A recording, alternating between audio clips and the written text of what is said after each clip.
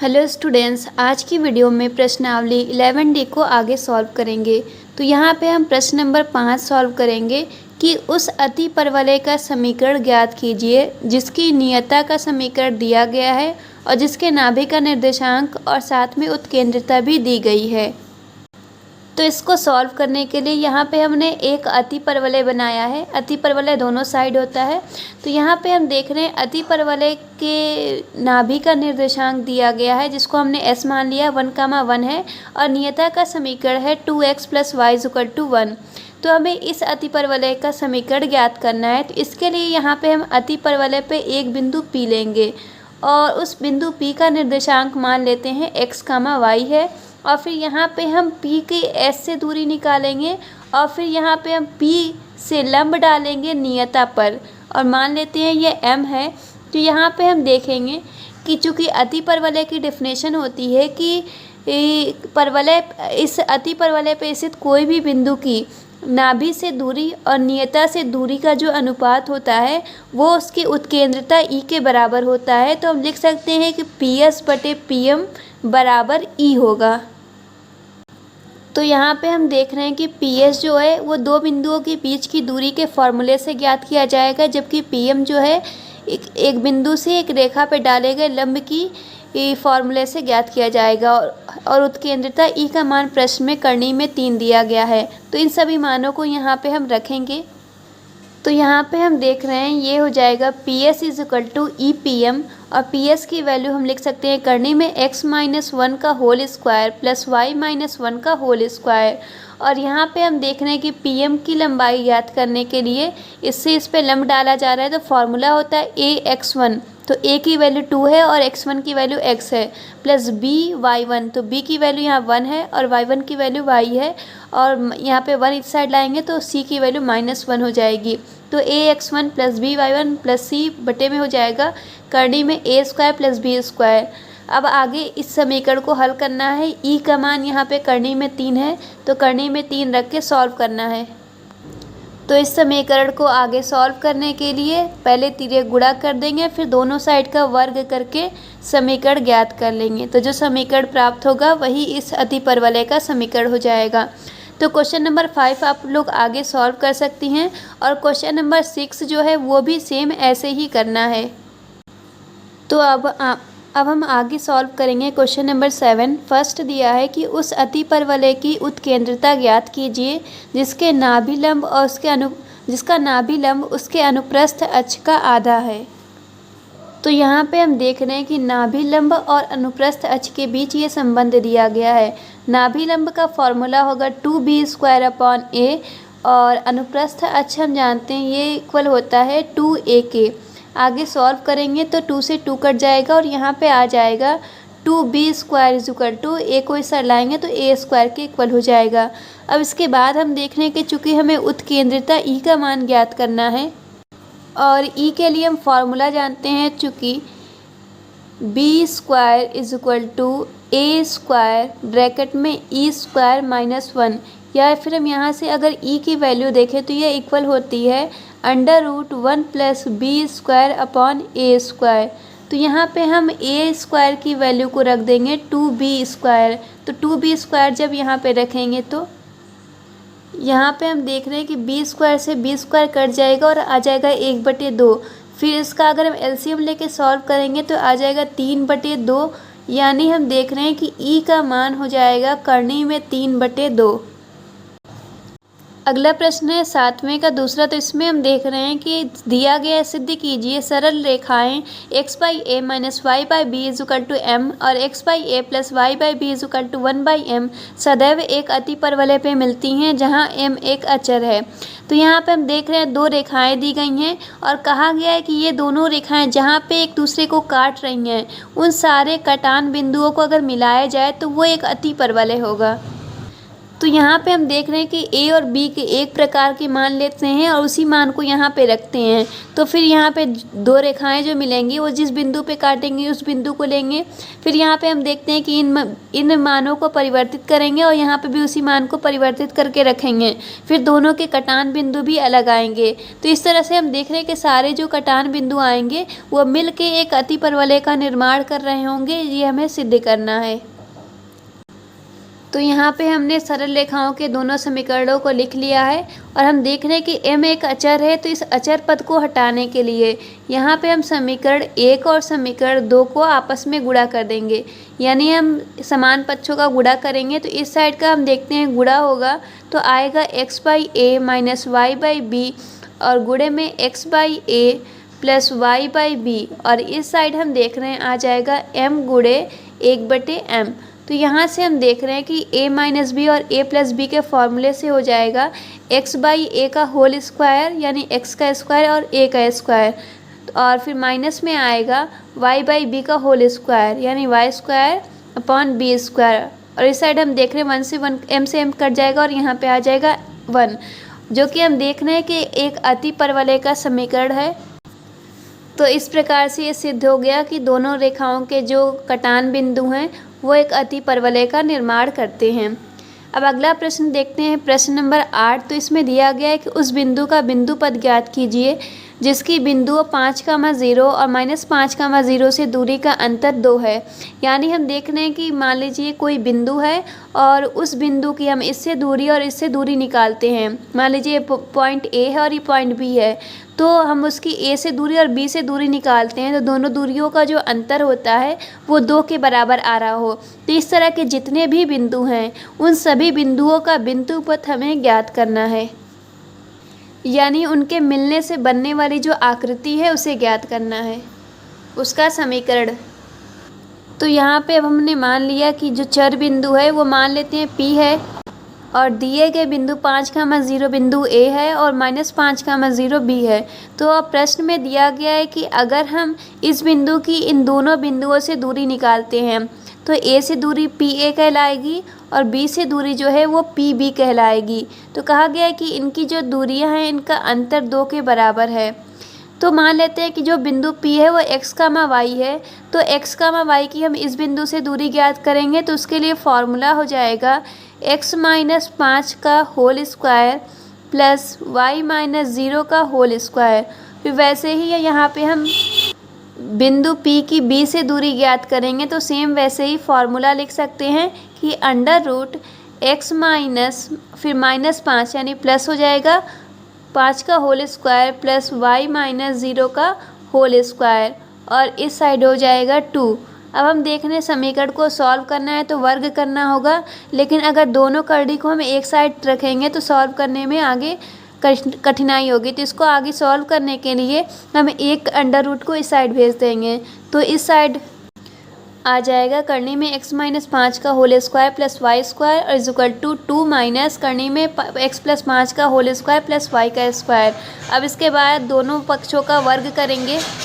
वर्ग करने पे हम देख रहे हैं इस साइड का √ हट जाएगा और यहाँ पे x - 5 का जो होल स्क्वायर है उसको अगर हम फॉर्मूले पे खोल देंगे तो आ जाएगा x का स्क्वायर प्लस 25 माइनस 10x और प्लस y स्क्वायर। और फिर हम देख रहे हैं इस साइड जब वर्ग करेंगे तो यहाँ पे ये a माइनस बी के होल स्क्वायर के फॉर्मूले से ब्रेक होगा तो a का स्क्वायर 4 हो जाएगा। फिर प्लस b का स्क्वायर करेंगे तो ये √ हटेगा और अंदर वाले को हम फॉर्मूले पे खोल देंगे तो ये हो जाएगा x स्क्वायर प्लस 5 यानी 5 का स्क्वायर यानी 25 हो जाएगा। फिर 10x और फिर ये आ जाएगा y स्क्वायर। ठीक है, तो ये हमने a स्क्वायर लिखा, फिर b स्क्वायर लिखा, फिर उसके बाद लिखेंगे -2ab। तो यहाँ पे हो जाएगा -2, a की वैल्यू 2 है यहाँ पे और b की वैल्यू ये है, यानी हो जाएगा करनी में x + 5 का होल स्क्वायर और प्लस में y का स्क्वायर। अब इसके बाद हम देखते हैं कुछ पद यहाँ पे कट जाएंगे, जैसे x स्क्वायर से कटेगा, 25 से कटेगा और y स्क्वायर का टर्म भी y स्क्वायर से कट जाएगा। तो बचे हुए टर्म हम देखते हैं। इस साइड 10x बच रहा है और इस साइड -10x है, तो इसको अब इस साइड ले जाएंगे तो ये इसमें ऐड होके हो जाएगा 20x और साथ में इस साइड 4 भी बचा रहेगा। और ये जो माइनस में है इसको हम इस साइड लाएंगे तो अब ये प्लस में हो जाएगा और यहाँ पे हो जाएगा 4√x + 5 का होल स्क्वायर और प्लस y का स्क्वायर। अब इसके बाद हम देख रहे हैं कि दोनों साइड से 4 कॉमन हो जाएगा और ये कट जाएगा, तो 4 को कॉमन लेके कटाने पे आएगा 5x + 1 और इस साइड आएगा √x + 5 का होल स्क्वायर और प्लस y का स्क्वायर। अब इसके आगे दोनों पक्षों का वर्ग करके फिर से सॉल्व करना है और सॉल्व करने पे एक समीकरण मिल जाएगा। वही समीकरण जो होगा इस बिंदु का बिंदु पथ हो जाएगा। तो इस प्रश्न को आगे आप लोग स्वयं हल करेंगी। आगे हम देखते हैं प्रश्न नंबर 9। तो उस अतिपरवलय का समीकरण ज्ञात कीजिए जिसकी नाभियाँ 0, ±4 हैं और नाभि लंबी जीवा 12 है। तो यहाँ पे हम देख रहे हैं कि प्रश्न नंबर 9 में हमें दिया गया है नाभियों का निर्देशांक होगा 0, ±BE। ठीक है, ये दूसरी टाइप का है तो इसको उसके निर्देशांक का फॉर्मूला होता है। सेकेंड टाइप का जो अतिपरवलय होता है उसके नाभियों के निर्देशांक का फॉर्मूला ये होता है। तो यहाँ पे वैल्यू दी गई है 0, ±4 और नाभि लंब की जीवा जो है उसकी लंबाई यानी 2b²/a की वैल्यू 12 दी गई है। तो यहाँ से हम देख रहे हैं कि BE की वैल्यू 4 हो जाएगी और यहाँ पे हो जाएगा 2b² = 12a, या फिर अगर हम आगे सॉल्व करें तो ये हो जाएगा b² = 6a।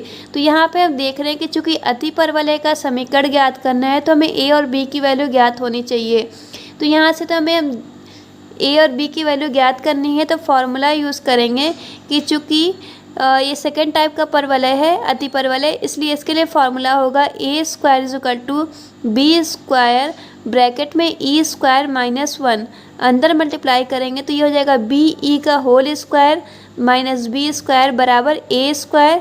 यहाँ पे हम वैल्यू रखते हैं BE की वैल्यू 4 है तो यहाँ पे हो जाएगा 4 का स्क्वायर और B² की वैल्यू 6a है तो यहाँ पे 6a रख देंगे और इस साइड हो जाएगा a का स्क्वायर। अब हम देख रहे हैं सारे पदों को एक साइड करेंगे तो ये हो जाएगा a² + 6a और ये इस साइड हो जाएगा तो ये हो जाएगा -16 = 0। इसका आगे आप लोग गुणनखंड करेंगी तो यहाँ पे गुणनखंड मिलेगा a + 8 और a - 2 = 0। तो यहाँ से हम देख रहे हैं कि a के 2 मान ज्ञात हो जाएंगे। एक तो a का मान -8 आएगा और दूसरा आ जाएगा यहाँ पे 2। तो हम जानते हैं a और b का मान जो होता है हमेशा धनात्मक होता है, तो ये जो -8 है ये मान अमान्य हो जाएगा। तो इस तरीके से हम देख रहे हैं कि a का मान आ जाएगा यहाँ पे 2 और फिर इस मान को यहाँ पे रख के b का मान ज्ञात कर सकते हैं या b² का मान ज्ञात कर सकते हैं। तो b² का मान यहाँ पे आ जाएगा b² = 6a है तो मान रखने पे 12 हो जाएगा। तो हम देख रहे हैं कि a² और b² के मान ज्ञात हो चुके हैं और अब इस मान को बस अतिपरवलय के समीकरण में रख के और समीकरण को ज्ञात करना है। अगला प्रश्न देख रहे हैं, दिया है शीर्ष जो है वो ±2, 0 है और उत्केंद्रिता का मान 3/2 है। तो शीर्ष का निर्देशांक होता है a, 0 ±a, 0। तो यहाँ से a की वैल्यू दी गई है और e की वैल्यू ज्ञात है तो b की वैल्यू इस फॉर्मूले से ज्ञात कीजिए।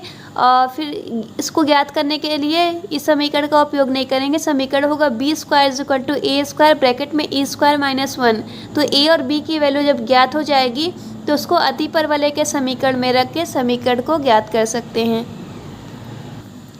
इसके आगे प्रश्न देखते हैं, प्रश्न नंबर 11। इसमें उत्केंद्रिता ज्ञात करनी है तो पहले इसको मानक रूप में चेंज करेंगे। तो यहाँ से हम देख रहे हैं कि a का मान जो होगा a² का मान 1 आएगा और यहाँ पे हम देख रहे हैं इसको नीचे लाना होगा तो ये हो जाएगा 1/9। तो इस तरीके से हम देख रहे हैं b² का मान 1/9 हो जाएगा। तो यहाँ से a और b की वैल्यू ज्ञात करके फिर उत्केंद्रिता e का मान ज्ञात कर सकते हैं। यहाँ पे दिए उस अतिपरवलय का समीकरण ज्ञात कीजिए जो बिंदु इससे होके जाता है और उसका संयुग्मी अक्ष 8 है। तो यानी 2b की वैल्यू 8 दी गई तो यहाँ से b की वैल्यू 4 ज्ञात हो जाएगी। फिर अति परवलय के मानक समीकरण का उपयोग करेंगे और लिखेंगे कि चूंकि ये बिंदु अति परवलय से होके जा रहा है इसलिए उसको संतुष्ट करेगा। तो वहाँ से x और y का मान रखेंगे और b का मान रखेंगे और फिर a का मान ज्ञात कर लेंगे। तो जब a और b दोनों का मान ज्ञात हो जाएगा फिर अति परवलय के मानक समीकरण में रख के समीकरण को ज्ञात कर लेंगे। अब आगे देखते हैं क्वेश्चन नंबर 13। तो उस अति परवलय का समीकरण ज्ञात कीजिए जिसके संयुग्मी अक्ष की लंबाई 5 है और नाभियों के बीच की दूरी 13 है।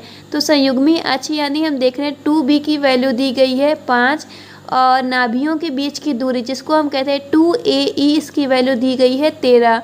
तो यहाँ पे हम देख रहे हैं अति परवलय के समीकरण को ज्ञात करने के लिए a और b का मान ज्ञात होना चाहिए। तो b का मान तो यहाँ से हमें ज्ञात हो जाएगा, लेकिन a का मान ज्ञात करने के लिए यहाँ पे फॉर्मूला यूज़ करना होगा b square is equal to a square bracket में e स्क्वायर -1।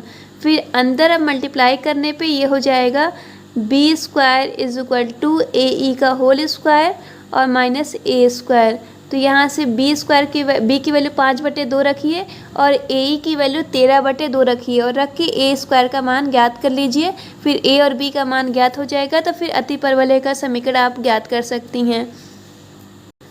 अब आगे है क्वेश्चन नंबर 14। तो इसमें दिया है कि उस अति परवलय का समीकरण ज्ञात कीजिए जिसके लिए निर्देशांक अक्षों को अक्ष मान लिया गया है। इसका मतलब ये है कि जो निर्देशांक अक्ष यानी x और y अक्ष हैं इनको यहाँ पे अनुप्रस्थ अक्ष और दीर्घ संयुग्मी अक्ष मान लिया गया है। तो इसका मतलब ये हुआ कि जो अति परवलय लिया जा रहा है वो एक मानक अति परवलय होगा और हमें दिया गया है कि इसकी उत्केंद्रिता का मान करनी में 13/12 यानी e की वैल्यू दी गई है और नाभियों के बीच की दूरी यानी 2ae की वैल्यू दी गई है। तो यहाँ से हम देख रहे हैं कि 2ae की वैल्यू और e की वैल्यू से a और b का मान पहले ज्ञात करेंगे, फिर अति परवलय के मानक समीकरण में रख के समीकरण को ज्ञात कर लेंगे। अगला प्रश्न है प्रश्न नंबर 14 का सेकेंड। तो इसमें हम देख रहे हैं एक अति परवलय की नाभियाँ दीर्घवृत्त की नाभियों की संपाती हैं, यानी हम देख रहे हैं कि जो अति परवलय की नाभि होगी और जो दीर्घवृत्त की नाभियाँ होंगी दोनों एक ही हैं। संपाती मतलब कि एक ही हैं। और यदि अति परवलय की उत्केंद्रिता ई का मान 2 है तो उसका समीकरण ज्ञात कीजिए। तो हम देख रहे हैं कि अति परवलय की उत्केंद्रिता का मान ज्ञात है और यहाँ से हम देख रहे हैं कि अगर हम दीर्घवृत्त के समीकरण से यहाँ से इसकी नाभियों के मान ज्ञात कर लें तो वही मान इसकी अति परवलय की नाभियाँ का भी मान हो जाएगा, या निर्देशांक का मान वही हो जाएगा।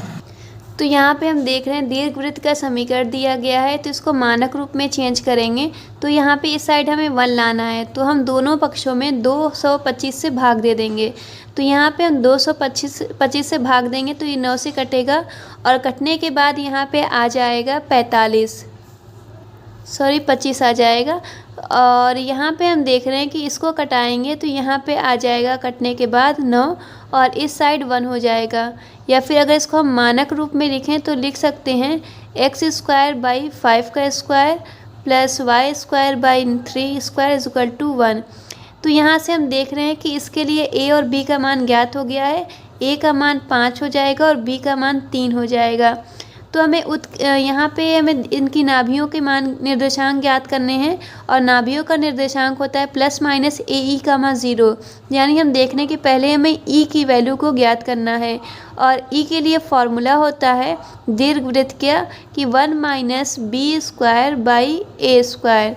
तो यहाँ पे b और a की वैल्यू को रख के सॉल्व करना होगा पहले। तो ये हो जाएगा करने में 1 - 5 का स्क्वायर 3 का स्क्वायर अपॉन 5 का स्क्वायर। आगे एलसीएम लेके सॉल्व करेंगे तो हो जाएगा 5 का स्क्वायर माइनस 3 का स्क्वायर जो कि माइनस होने पे आ जाएगा 5 का स्क्वायर माइनस 3 स्क्वायर और अपॉन 5 स्क्वायर। तो यहाँ पे हम देख रहे हैं कि इसका अंडर रूट करेंगे तो ये 4 हो जाएगा और नीचे आ जाएगा 5। तो ई का मान 4/5 हो गया है। तो यहाँ से हम इसके नाभियों के निर्देशांक ज्ञात करेंगे जिसका फॉर्मूला होता है +- ae, 0। तो यहाँ से हम देख रहे हैं कि a की वैल्यू 5 है और e की वैल्यू 4/5 है और 0 है।